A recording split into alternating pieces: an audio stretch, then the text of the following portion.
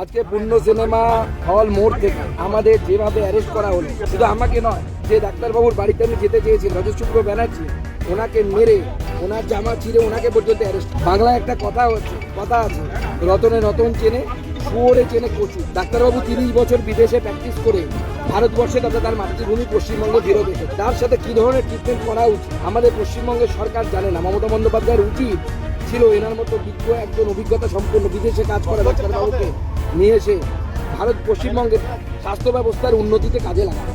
কিন্তু অপদার্থ একজন মুখ্যমন্ত্রী এবং তার ভাইকে, এরা জনগণের নেতা বলে নিজেদের, ওনাদের পাশের বাড়িতে সুকান্ত মজুমদার যেতে পারছে না, সাধারণ মানুষ কিভাবে যেতে পারে? সাধারণ মানুষ যাওয়ার কিছু অধিকার না থাকে, এরা মানুষের দুঃখ কষ্ট বুঝবে কি করে?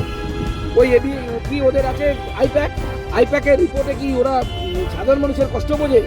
আইপ্যাকের লিখে দেওয়া বক্তৃতা আয়নার সামনে মুখস্থ করে 10 বার বলে সকালবেলা জিমে গিয়ে সাপ্লিমেন্ট খেয়ে রোগা হয়ে যায়। বদলপুর চেহারা থেকে একটু স্মার্ট চেহারা বানানো যায়, কিন্তু পশ্চিমবঙ্গের উন্নতি করা যায় না। বাংলা হান্টের আরো খবর দেখতে নজর রাখুন। বাংলা খবর মানেই বাংলা হান্ট।